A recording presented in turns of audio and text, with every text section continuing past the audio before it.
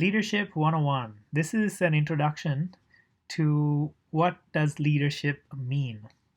So we are all evaluated in our ability to lead, in our ability to get stuff done, in our ability to create quality work. Each and every one of us is a leaders. So let's get started. Effective leaders, I believe, they do well on three fronts. What are those three fronts? Number one, effective leaders are highly aware.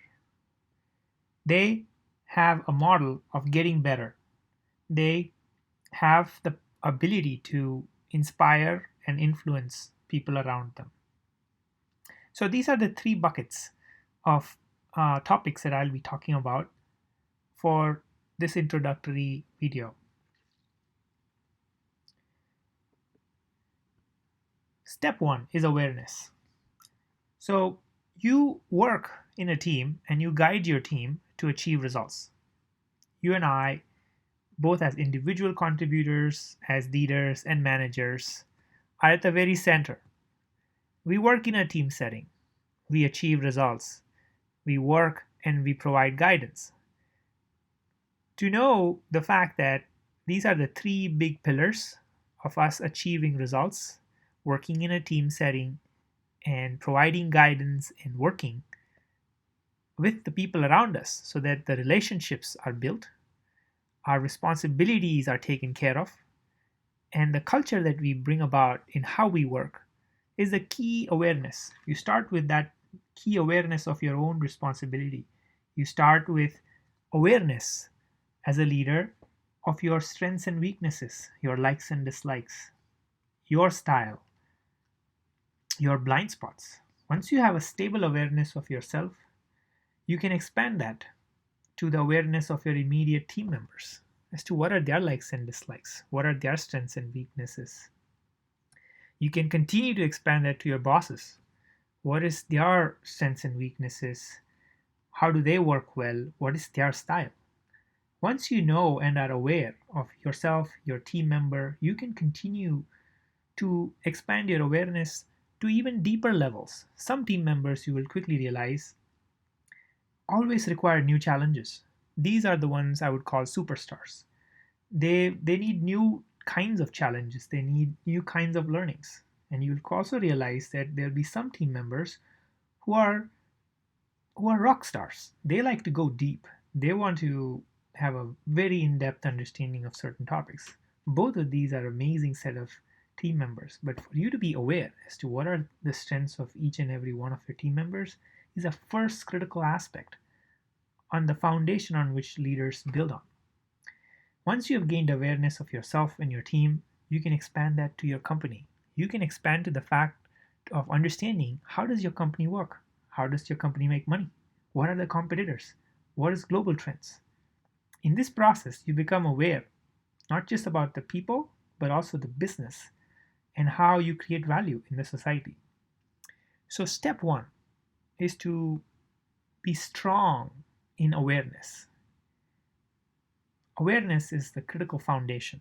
Being self-aware for yourself, your team, your company, your competitors will help you play the right strategies to win in the marketplace. So that was step one, awareness. Step two is getting better. I want to share with you a story of my first major public failure. I want to take you back to my college days, back in 2004, when I was doing my engineering. I ended up changing three colleges to ultimately land into the college that I wanted to get in. And each of these colleges were very difficult to get in. Like the first one that I got in was almost 2 hours from the place where I lived. And then the next one I got in, within a matter of a month, it was 15 to 20 minutes. And then the third one that I got in, I never expected to get in. I was second last in the merit list. It was one of the top few colleges in the local area. And so I got in, but then I was always feeling that I was at the very bottom of the class because, as you can imagine, I was the second last in the entire college. I also got into a degree that I didn't have as my first choice. I got into instrumentation. But then I took a gamble. I wanted to get into computer science. I took a gamble on the fact that internal transfers happen all the way till the fifth month of the first semester. And so I was lucky. I actually got into information technology. So I got in, I hustled through, and I somehow finished my first semester. And now the results came in. My class was big. You can think of 100, 120 students in my class. And the professor was holding the results sheet on their hands. And they announced that at 5 p.m. on that day, the sheets would be public and that everyone would know their results. Remember, this was one of the most prestigious colleges in the local area that I did my engineering. And so it was very rare for someone to fail. But the professor announced that, hey, 2 students in this class have failed. Not just this class, this university. And it's very rare for this to happen. And what she also realized was that both of those students were in the information technology, this class. She named the 2 people. One of them was me. And the other person was sitting right next to me. And we were both sitting at the center of the class. She asked us to stand up. And she said, she asked us a bunch of questions, but I was still blank. I don't even remember till date what kind of questions she asked me. Hugely humiliated. Sat down, couldn't believe what just happened. I had failed. I've gotten into this really good college, but I failed. And then this failure taught me that I really need to know everything. I need to know my subjects. I need to give my exams well. It taught me resilience. It taught me that I need to know it all. But then I was wrong. I actually mastered that I need to know it all, and I actually got really good grades. But then when it was 2008, when I had to find a job during the session, the know-it-all didn't help me at all. I had to use new skills that I didn't develop during my master's. I had to figure out tactics and strategies that were unique to get me the interview. So knowing it wasn't good enough. So I learned quickly that I need to learn it all. So my mind shift and my mindset shifted from knowing it all to learning it all. This is the growth mindset that Carol Dweck talks about in her book, Mindset. So knowing it all will get you to one level, but that will only be very superficial at the end of it. You will be recognized, you will have a lot of successes, but you will not be truly successful in the deepest level. So this learning mindset or the growth mindset was the key learning for me that my first major public failure taught me. So very critical, very, very critical to have the growth mindset. Everyone learns differently, but it's very important to learn on a daily basis. And so continuous learning on the job is the critical thing because we spend a lot of our time at the job. Remember, at the end of the day, your output is measured by the impact. So in this case, impact is defined as effort times efficiency. If you want to go from San Francisco to Denver, and if your impact is amount of work done in both of these cities in also resting, then you might be better off taking a flight if you can afford it because it takes almost 7 times more to take the car. So depending on the formula, it's important to optimize for the right impact. So your effort is not the only input. Most of the times, what I realized, I used to focus a lot of my time on the effort. I used to spend a lot more time, but not really improving my skill sets. So it was very, very critical to realize that impact is effort times efficiency. So efficiency is a huge impact. So getting better on a daily basis improves your efficiency, it improves your ability. And there are many ways for you to get better. Your boss, first of all, yourself. As I told you, every day we work almost 9 hours. That's a lot of time. And if we use that time to actually get better at the job, to understand how things work deeply, and there is no better way to learn than on the job. The second biggest resource that we all have to get better is from our boss. Our boss is a very costly resource that the company hires for us. Like they have hired your boss to serve you. Imagine how many dollars would you have to pay for an hour of your boss's time outside of work if you didn't know them? How much time would you get for, let's say, $100 or $200 or $500? It'd be very costly to hire your boss for consulting. So leveraging your boss and all of the skill sets that they have learned over time, all of the techniques and formulas that they have arrived at, and knowing how they arrived at those conclusions is very critical. There are many, many ways. Everyone learns differently. Books, online learning, evening courses, learning, working in a group, team setting, collaborative style, book clubs, many ways in which you can learn on a daily basis, but it's important to learn regularly. Taking time off just for learning is not a scalable way. You'll not be able to learn in the context. And the learning that you do just as a time off, deep learning, will not be transferable a lot of times. It's very critical to learn in a way that is direct and transferable. And it's very, very important to also use mentors at work. And at the end of it, you need to reflect. Did I really get better? And if not, you need to course correct. Some way for you to mark yourself. This is my way of marking on a daily basis the top 6 things that I look at, top 7 things that I think about as to how am I doing? Am I doing well? Do I need to get better? What are the things that are not doing well? My boss shared one of these slides from James Clear. It's quite self-explanatory. It's on the importance of getting better. Even getting better 1% every day from what you were yesterday, tiny little changes, will make you 37 times more effective at the end of the year. But if you degrade 1% every year, you'll almost go down to 0.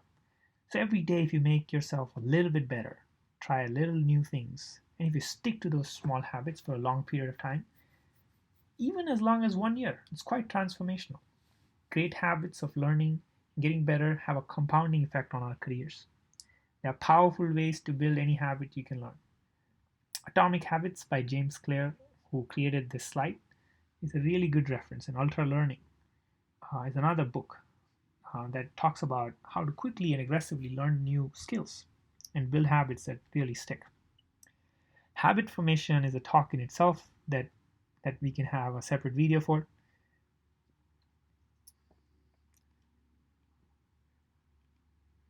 So so far we've talked about 2 things. We've talked about awareness and the need of getting better. But when you work in a team, it's very important that you understand that collaboration is critical for you to succeed. You cannot really do everything on your own. And so when you collaborate, you need to have a framework for collaboration, and you need to also have the mindset to care for the people that you work with deeply. So you care personally. You give a damn about who these people are. You spend time with them. You care about their growth. You care about removing the bottlenecks. And at the same time, you hold a high bar. So you challenge directly when things don't make sense or the problems are being solved in a suboptimal way. So caring personally and challenging directly is a very critical mindset for an effective collaboration. This framework is from the book Radical Candor, which talks in a lot of detail as to how not to get into the state of aggression, where it becomes obnoxious to even work with a boss who is so aggressive, who just doesn't care about the person, but just keeps challenging you with their authority. This is the worst, where they insincerely manipulate you. So they don't even care for you, and they don't even challenge you. So behind your back, people around you or the bosses around you, if they're insincere, then you are into this manipulative insincerity mindset. Ruinous empathy is when everyone says, hey, everything is goody goody, but really everything is really bad. And so they don't really care for you. They display that they care for you, and they never challenge you to get better. So, but radical candor on the other side is where you really care deeply about the person and you challenge them to get better. So this kind of mindset is to being aware of not being obnoxiously aggressive or insincere or ruinous in our empathy is very critical mindset for collaboration. So far we've done awareness as to why awareness is critical, awareness about yourself, awareness about your team, awareness about your business, awareness about the competition, and then the need for improving our efficiency, improving the effort that we make and the results that we get by getting better on a daily basis on ourselves, with ourselves, using our bosses, our teams, mentors, and all the resources that we can have. The final step is inspiring influence. Influence is, you can think about influence as ability to influence someone, but inspiring influence is when you can inspire them to greatness. So there are two factors that are needed: love and profit. If you remember these two acronyms, then you will remember quickly how can you have inspiring influence. So let's get into it. Love, the acronym, stands for listening, observing, vocalizing, and empathizing. So in any collaboration, it's very, very critical for you to build influence or inspire in greatness that you first have a way in which someone is willing to work with you. And so you have to listen. You have to observe through their body language. You have to observe their behavior, how they talk, etc., what styles they prefer. And you have to vocalize your thoughts. And you have to be empathetic to understand their constraints. So love is the first acronym to master as the basics for collaborations. But once you know the basics of influence or collaboration, you get the opportunity to collaborate with many more people. And that's where you need to go deeper. So there needs to be a framework for collaboration.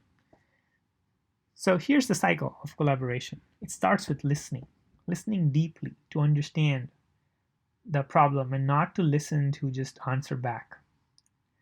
This is where all of your skill sets of observing also comes in. This is where clear set of idea as to what is the problem you're trying to solve is important. And if you don't understand, you clarify. You ask questions. Ensure that you really understand the problem. And then you go into the debate phase where you get all the stakeholders involved and then have a very clear agenda which says in the debate we're going to create a document of output of facts and the choices that we think are pros and cons.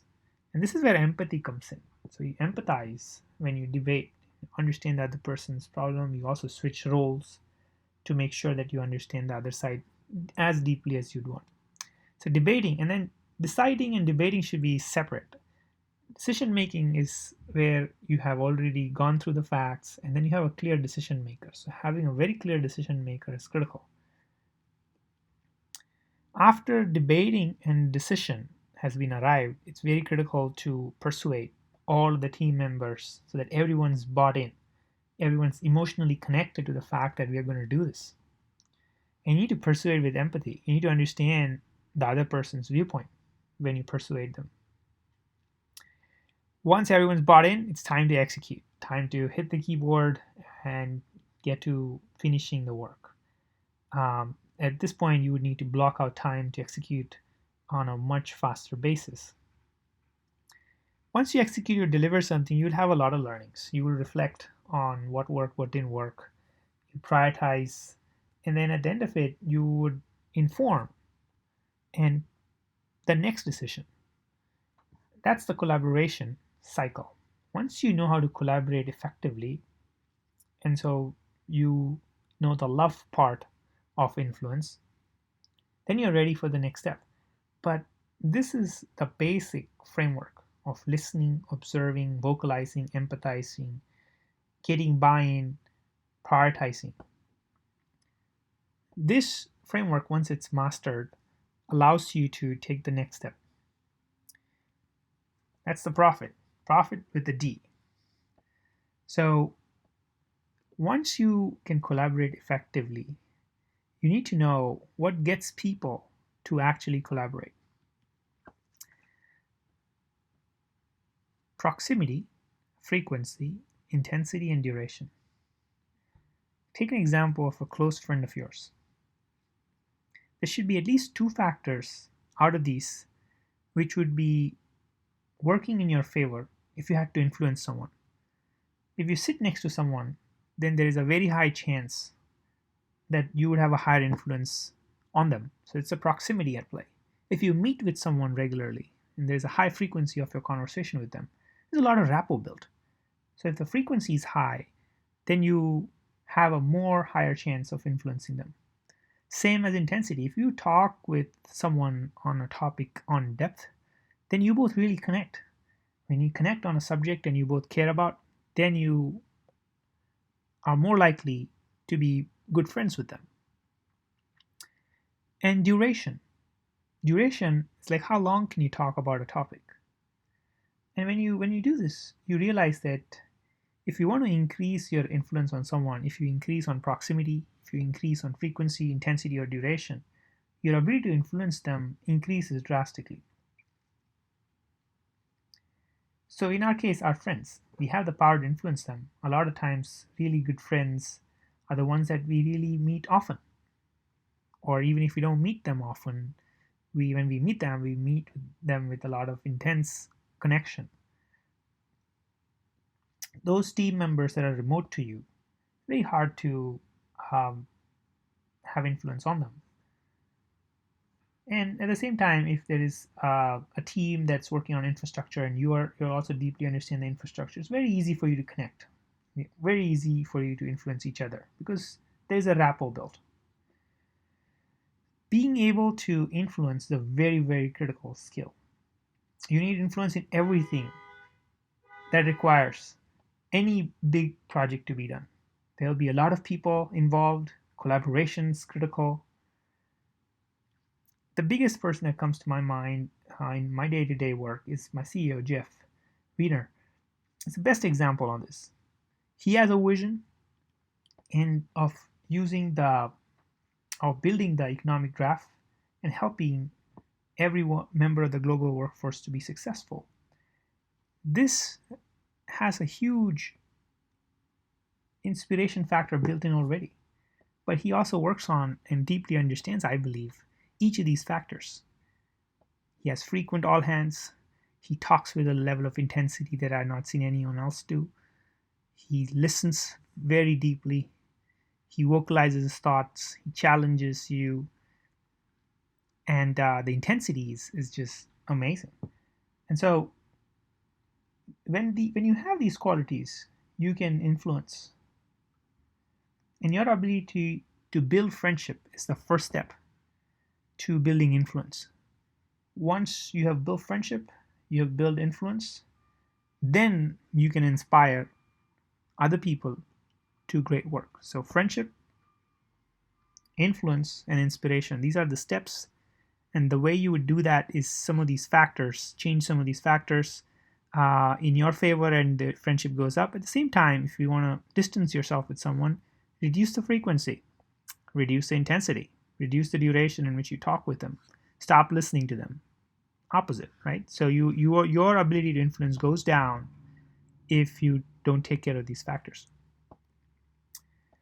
Cool. A lot of people helped me in this, especially big shout out to Jeff, but also these 4 books that had a phenomenal impact on my learnings here that I have shared with you. Some of these tips and tricks are very concrete to use. Radical Candor by Kim Scott was a big inspiration in terms of the challenging, directly caring personally framework. And the collaboration framework also came from this book. Getting Better by Chandramouli Venkatesan also had a huge impact on improving your efficiency on a daily basis, on how do you get better through yourself, your work. This book, Like Switch, it's an ex-FBI agent who wrote this book, Jack, had the formula for influence, which is around proximity, frequency, intensity, and duration, profit, love profit. Jeff, I've seen him all the time at the company all hands, and him just living each of these factors. And Carol Dweck on mindset, which had a huge impact on um, learning it all versus knowing it all, and the ability to see people's ability to grow instead of a fixed